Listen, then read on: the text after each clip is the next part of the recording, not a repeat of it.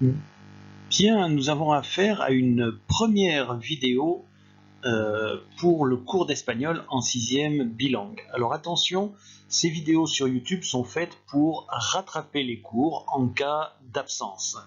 Ça vous permet d'avoir non pas la totalité du cours, mais de savoir ce qui a été fait. Pour savoir ce qui a été fait en classe, il faut aller sur le cahier de texte électronique et voir les instructions qui ont été données. Cette première vidéo et donc ce premier cours concerne une prise de contact avec l'espagnol. D'où le choix de ce magnifique fond d'écran avec des monuments qui sont typiques du centre de l'Espagne, à savoir cette série de moulins à vent et un magnifique château fort qui se trouve ici.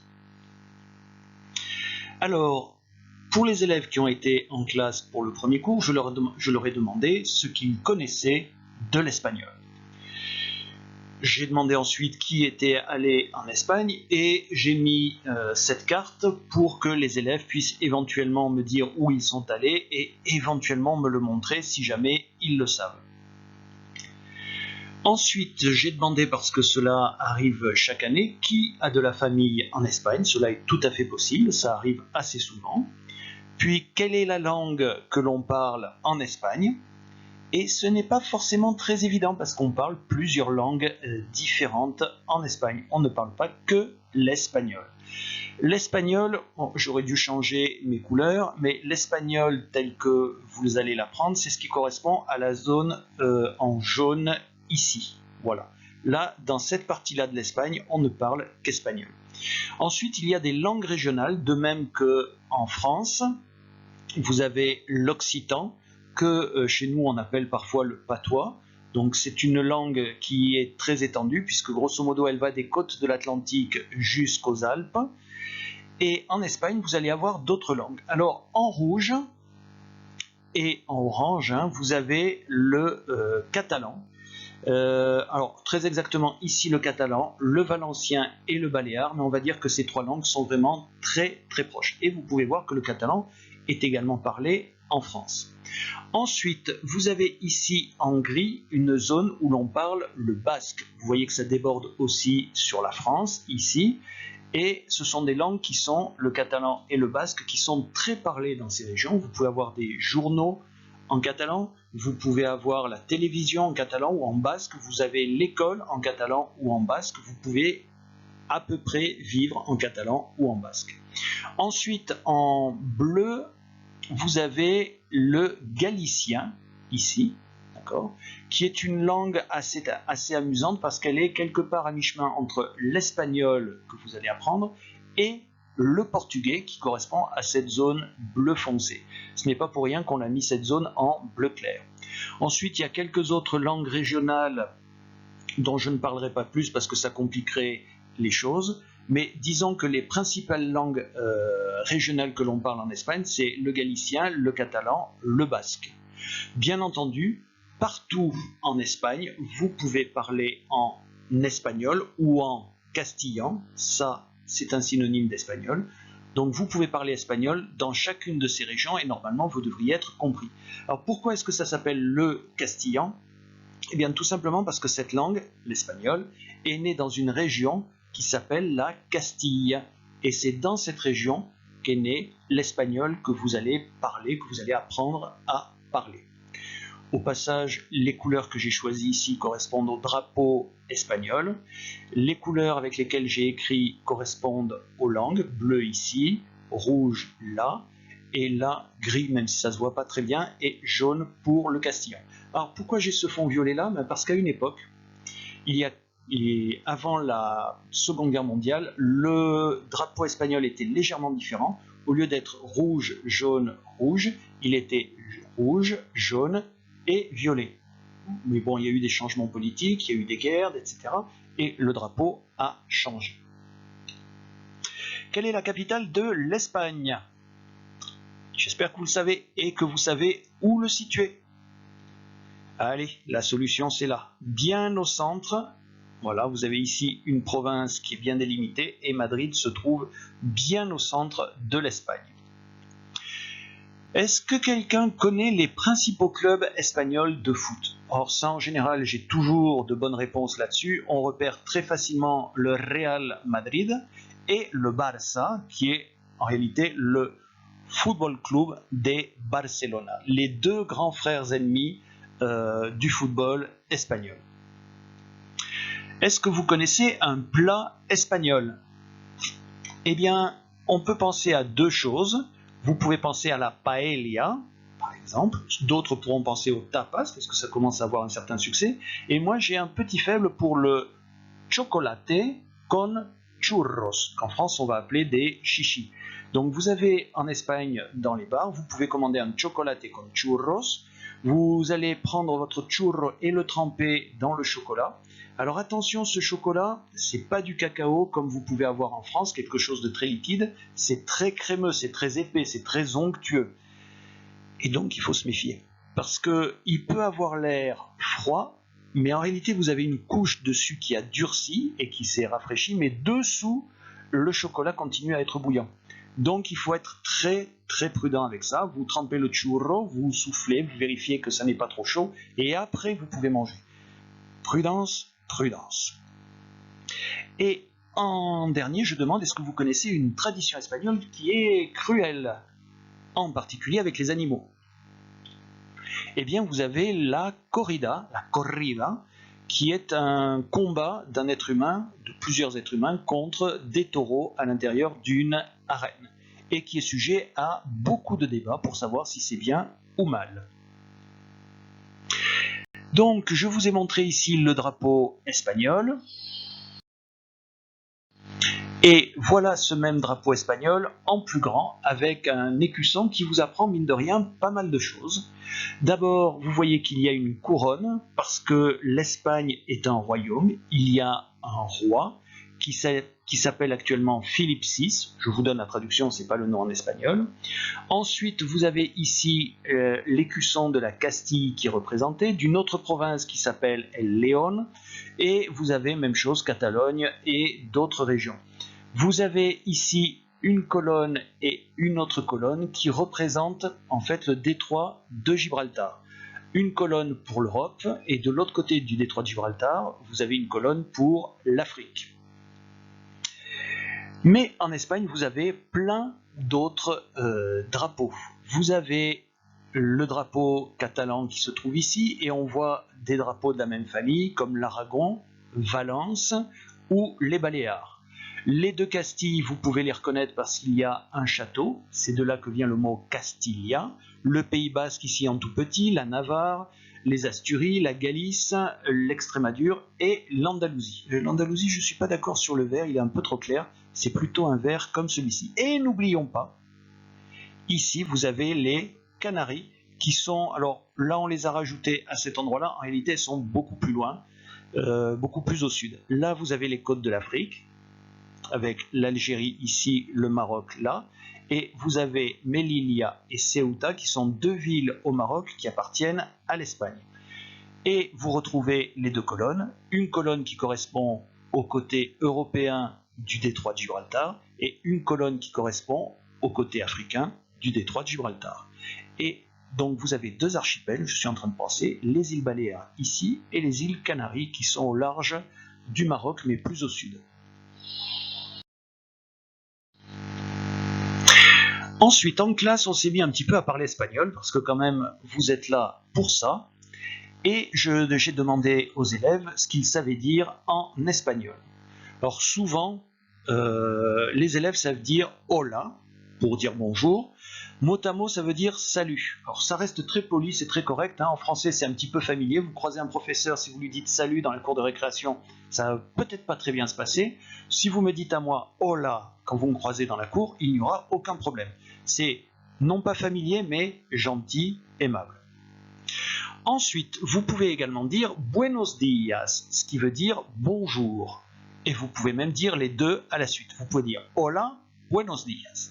Alors vous allez répéter après moi hola, et maintenant vous répétez buenos días. Et vous pouvez remarquer que j'ai insisté sur le i. Buenos días. Ensuite, que pouvez-vous dire? Ah, vous pouvez dire également buenas tardes. Alors attention, hein, vous n'avez pas tout à fait le même mot ici et là. Là, vous avez la lettre O, ici, vous avez la lettre A. Ça veut dire bonjour, mais plutôt au sens de bon après-midi ou bonne soirée. Vous allez pouvoir l'utiliser à partir de 14h jusqu'à 21h. Après 21h, quand il fait nuit, vous pouvez encore dire bonjour, bien qu'il fasse nuit. Et à ce moment-là, vous pouvez dire buenas noches. Donc attention, ici vous avez un A. Vous allez répéter après moi. Buenos días. Buenas tardes. Buenas noches. Voilà. Et pour dire au revoir, vous pouvez dire tout simplement, vous répétez après moi, adios. Encore une fois, adios, qui doit apparaître quelque part. Ah non, pardon. Alors vous pouvez dire adios, qui veut dire au revoir, adieu, mais pas au sens on se reverra jamais, simplement au revoir. Et vous pouvez enfin me dire hasta luego, qui veut dire à bientôt. Vous répétez après moi, hasta luego. Et vous pouvez dire les deux. De même que là vous dites hola buenos días, vous pouvez dire adios, hasta luego. Vous répétez après moi, adios, hasta luego. Voilà. Et là maintenant vous avez tout ce qu'il faut pour éventuellement dire bonjour et dire au revoir en espagnol. Alors là, vous avez à peu près la même présentation avec l'espagnol à gauche et j'ai rajouté le français à droite avec quelques indications. Vous voyez ce cahier qui apparaît là, ça veut dire que les élèves qui sont en classe ont copié ce qui était affiché ici. Donc vous, comme vous n'avez pas assisté au cours, vous allez faire la même chose. Vous allez recopier tout ce qui apparaît à l'écran en faisant pause, sauf ce qui se trouve ici en bas sur fond orange. Ça ne vous concerne pas. Sauf peut-être cette indication-là, qui veut dire diapositive numéro 5. Et ça, peut-être ça vous sera utile pour retrouver la leçon qui vous manque.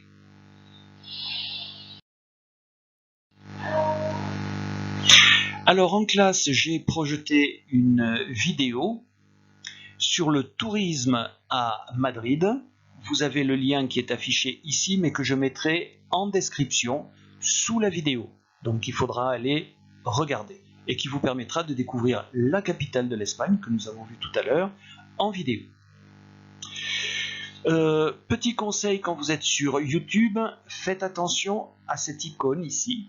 Quand elle apparaît, si vous cliquez dessus, ça va vous générer des sous-titres, même si dans cette vidéo-là, il y a déjà quelques sous-titres, quelques traductions en français.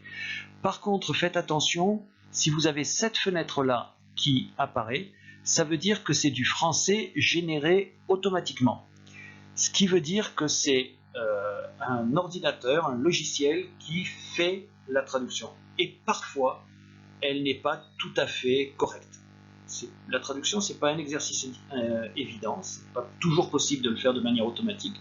Donc parfois, il y a des erreurs, mais ça peut être quand même utile pour comprendre le sens général.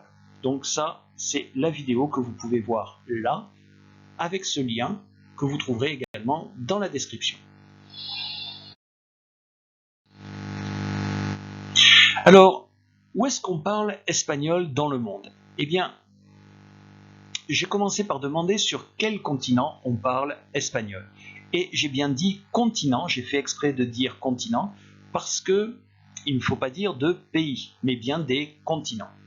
Et des continents, vous en avez 1, 2, 3, 4, 5, 6. Je répète en espagnol, 1, 2, 3, 4, 5, 6. Je vais vous les énumérer et vous allez répéter après moi. América, Europa, Africa, Océania, Asia, Antarctica.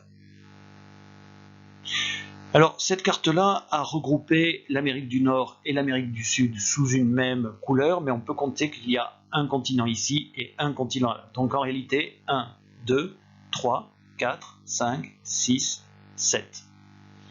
Alors, sur quel continent parle-t-on espagnol? Je vous laisse réfléchir et je vous donne la solution.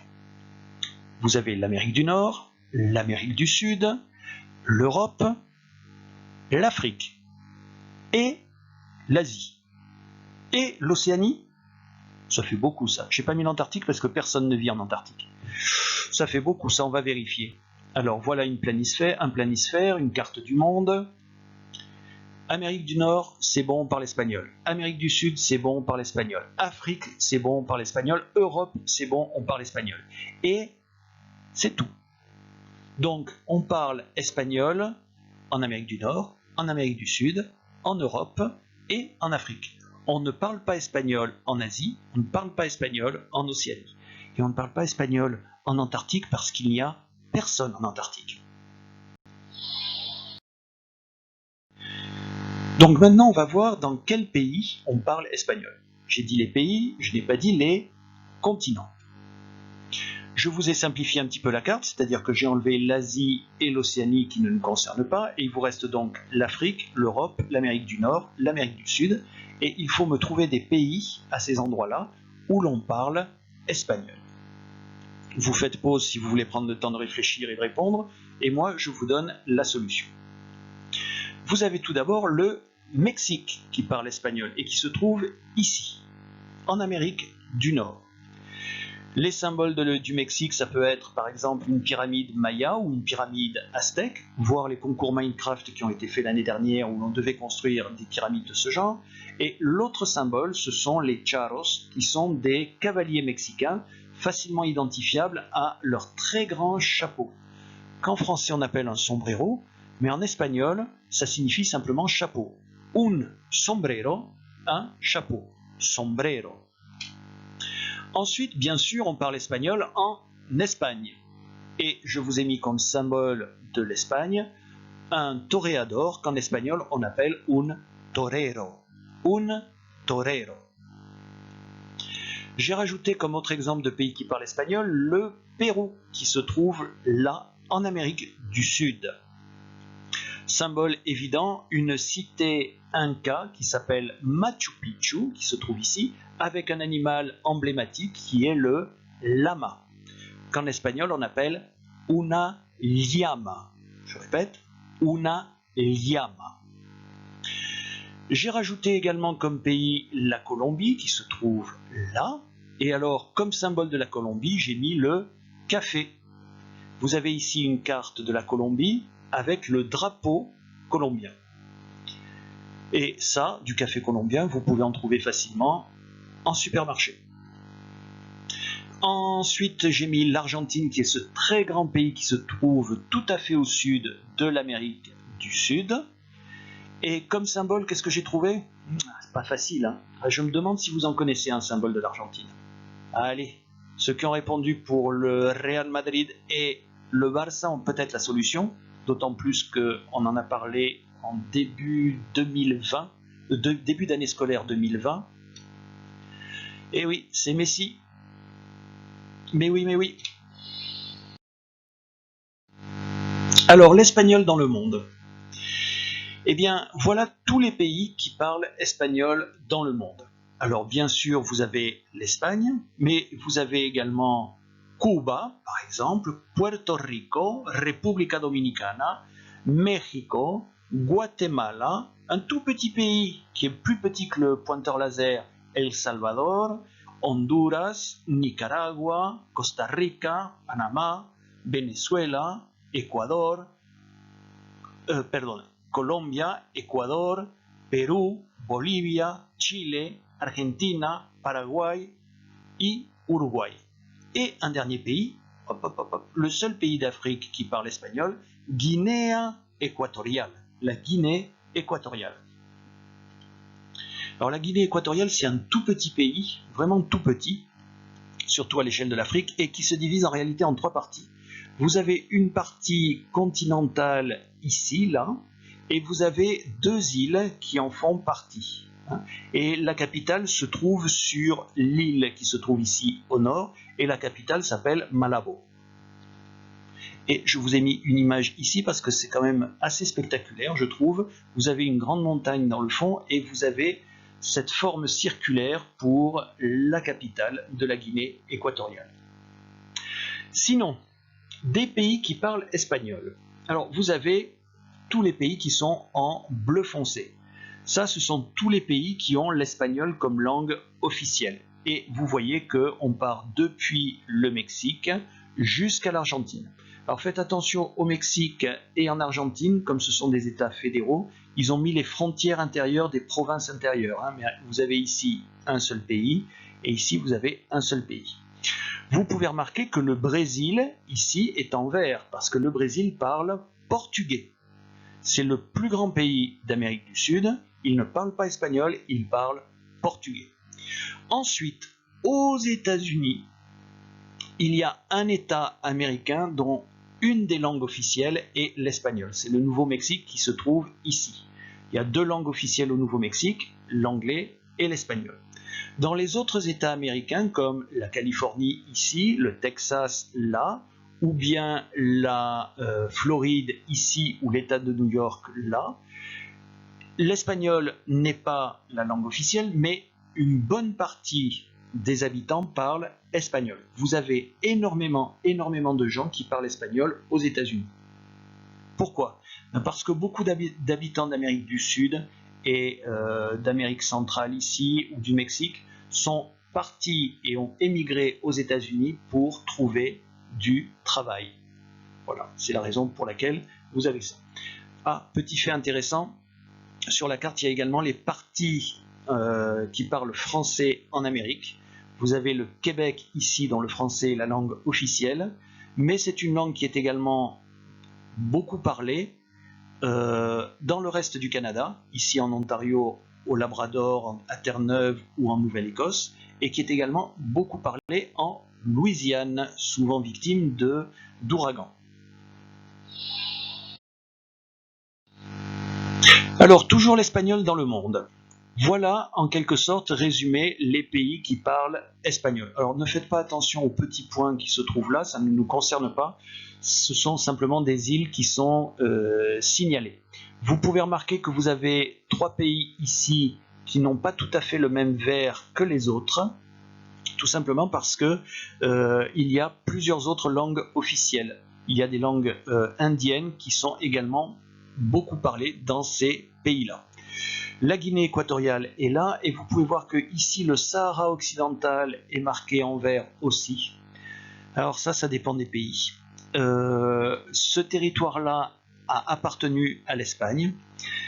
L'Espagne lui a donné son indépendance, mais cette zone-là a été envahie par le Maroc, qui considère que ça fait partie du Maroc. Donc, comme il y a un flou, quelque chose de flou sur le statut de cette région, sur certaines cartes on vous dit que ça parle espagnol, et sur d'autres on ne dira rien du tout. On ne verra pas si ça parle espagnol ou pas. Alors, je vais vous mettre dans la description une vidéo qui s'intitule 5 bonnes raisons d'apprendre l'espagnol maintenant. Je pense que c'est assez facile à comprendre.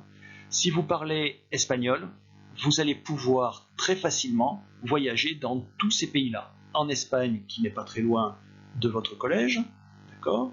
Et vous allez pouvoir voyager en Amérique du Nord et en Amérique du Sud. Vous avez de quoi vous occuper pendant toute une vie, rien qu'en visitant les pays qui parlent espagnol. Si vous rajoutez à ça les pays qui parlent français et les pays qui parlent anglais, grâce à ça, vous pouvez voyager dans pratiquement les 3 quarts des pays du monde. 3 quarts, j'exagère sans doute, mais vous pouvez voyager dans énormément de pays à travers le monde.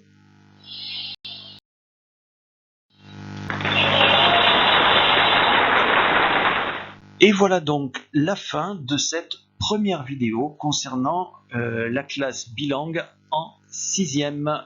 Bon courage à vous et on se retrouve pour la prochaine vidéo.